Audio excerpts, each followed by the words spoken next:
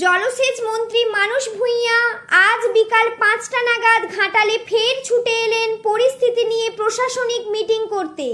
তিনি মহকুমা শাসক সুমন বিশ্বাস, জেলা কৃষি কর্মাধ্যক্ষ ও মাস্টার প্ল্যান সাব মনিটরিং কমিটির সদস্য আশিস উদাইত, জেলা পরিষদ সদস্য শঙ্কর দোলই, পৌর কাউন্সিলর বিভাস ঘোষ, জলসেচ দপ্তরের আধিকারিক রাখাল মাখাল, ঘাটালের বিডিও অভিক বিশ্বাস, মেডিকেল টিমের ডাক্তারবাবু সহ অন্যান্য স্থানীয় বিভিন্ন দপ্তরের আধিকারিকদের ও জনপ্রতিনিধিদের নিয়ে একটি জরুরি বৈঠক করেন।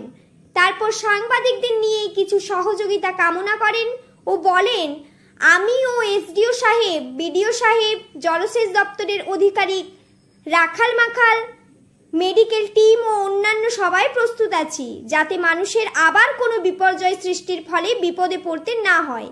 আমরা তীক্ষ্ণভাবে লক্ষ্য রাখছি পরিস্থিতির ওপর। এই মুহূর্তে সেরকম কিছু ভয়ের না থাকলেও আমরা চিন্তিত জলাধারগুলি থেকে আবার না জানিয়ে জল ছাড়া হলে পরিস্থিতি খারাপ হতে পারে। তিনি বলেন, আপনারা একটু পজিটিভ চিন্তা নিয়ে আমাদের পরিস্থিতি মোকাবেলায় সহযোগিতার হাত বাড়িয়ে দিন। আপনাদের কাছে নদীর বা পরিস্থিতির আপডেট থাকলে আমাদের জানান। তিনি বলেন, বাঁকা বিপদচিহ্ন 15 কিছু, কিন্তু এই বৃষ্টির ফলে এখনই 13 কিছু বেশি। তাই পরিস্থিতি নিয়ন্ত্রণে আমরা সজাগ থাকছি। ভগবান করুক এই পরিস্থিতির উন্নতি হয়। জল কমে গেলে আর না বাড়লে চিন্তার কিছু নেই। তথ্য ও রিপোর্টে গঙ্গাধর রায়ের সাথে সংবাদ পাঠে আমি অন্তরা মাইতি, ঘাটাল বার্তা।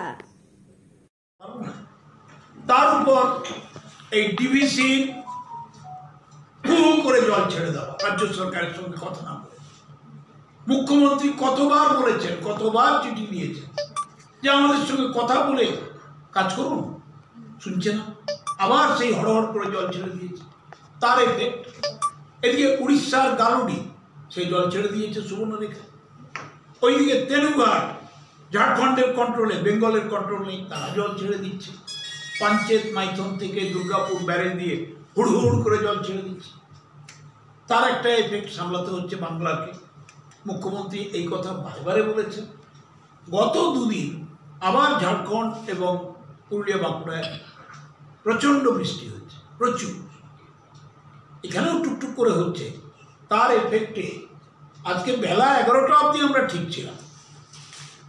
আমাদের দেখুন, বেলা 11টা বিলো গেছিল।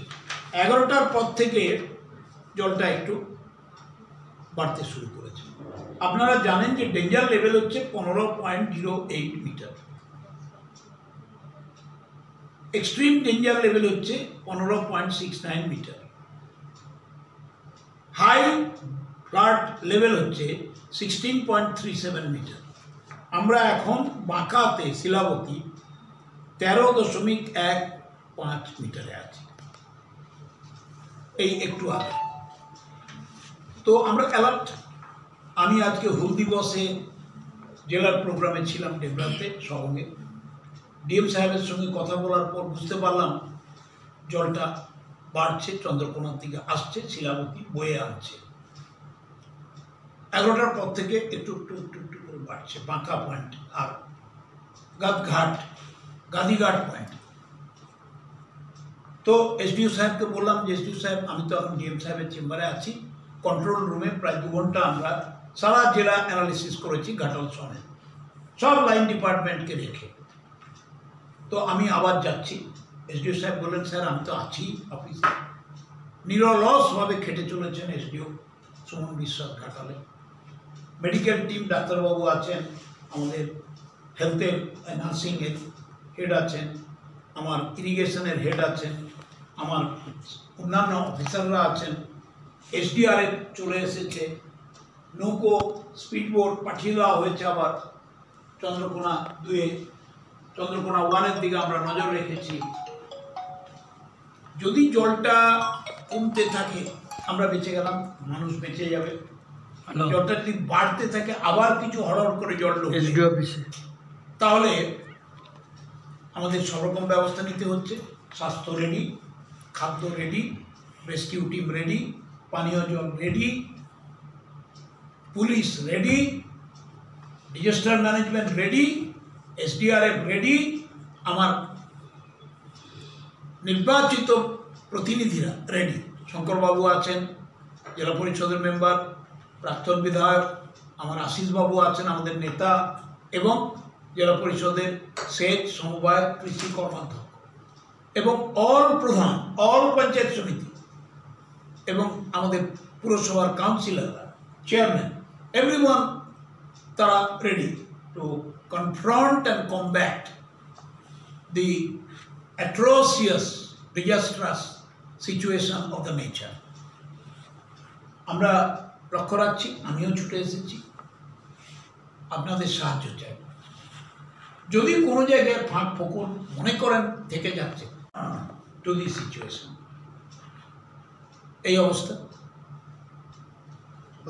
চন্দ্রকোনায় গতবারে বেশ কয়েকটা জায়গায় বাঁধ ভেঙে গেছিল, একটু সময় অল্পতার কারণে সবগুলো এখন হচ্ছে কিছু করা যায়। এবারেও যদি বন্যা হয় কতটা ভয়াবহ হতে পারে? ভয়াবহ, ওই জলটা ঢুকবে, বন্যা হবে কিনা এখনই আগবাড়ি বলবো কেন। আমরা পজিটিভ মাইন্ডে আছি, ঈশ্বরের কাছে, উপরওয়ালার কাছে প্রার্থনা করছি জলটা সেই লেভেলে যেন না পড়ায়, জলটা যেন একটু রেস্ট্রিক্টেড ফ্লো থাকে, তাহলে আবার ঠিক হয়ে যাবে। আমরা কাজে নেমে পড়বো যুদ্ধকালীন পরিস্থিতিতে। আমি মিনিট টু মিনিট সেচ দপ্তরের কাজের আমি মনিটর করছি, কোনো অসুবিধা নেই। মানুষকে বাঁচানোর জন্য সেচ দপ্তর যান প্রাণ দিয়ে কাজ করছে, আমাদের ইঞ্জিনিয়াররা। আপনাদের সাহায্য চাই। কিভাবে আমাদের নেতা অভিষেক বন্দ্যোপাধ্যায় তিনি মিছিল করে বলেছিলেন ঘাটাল মাস্টার প্ল্যান করতে হবে। অনেকের উৎসাহ ছিল কিভাবে হবে। আমরা জানতাম আমাদের মুখ্যমন্ত্রী 10 বার চিঠি দিয়েছে, 4 বার প্রধানমন্ত্রীর সঙ্গে দেখা করেছে, তাও আসে। ঘাটালের মানুষকে বাঁচাতে, মেদিনীপুরের মানুষকে বাঁচাতে, বাংলাকে রক্ষা করতে কেন্দ্রের সরকার একটি পয়সা দেয়। অ্যান্টিসিপেটিং দ্যাট পরীক্ষা নিরীক্ষা করে এগিয়ে গেছে, ফাইনালাইজ হয়ে যাবে খুব শীঘ্রই। এরপর চন্দ্রেশ্বর খাল 5.8 কিলোমিটার, আমরা 2 কিলোমিটার ক্লিন করে দিয়েছি, আর 3.8 কিলোমিটার সেটাও চিন্তা ভাবনা চলছে। আবার মুখ্যমন্ত্রী নিজে উদাত্তভাবে বিধানসভা আমাদের ডাইরেকশন দিলেন, দেখুন আর একটু কম টম করা যায়, আর একটু ডিজাইন এদিক ওদিক করা যায়, যাতে মানুষের কষ্টটা হয়। মানুষকে দুঃখ কষ্ট দিয়ে মুখ্যমন্ত্রী কিছু করতে চান না, কিন্তু করতে চান মানুষের উপকার, করতে চান ঘাটালকে বাঁচানোর জন্য, দাসপুরকে বাঁচানোর জন্য। এরকম একটা রুটি দেওয়া হয়েছিল, হায় রে ঘাটাল বাঁচবে দাসপুর ডুববে। নো নো, ঘাটালও বাঁচবে, দাসপুর। এইবার বলটা ঘাটাল আর দাসপুরের কোর্টে। তারা চেয়েছেন ঘাটাল মাস্টার প্ল্যান, আমরা রেডি, আমার মুখ্যমন্ত্রী রেডি, সেচ দপ্তর রেডি। সাংবাদিক বন্ধুদের একটা হাত জোড়ো করে অনুরোধ অন রেকর্ড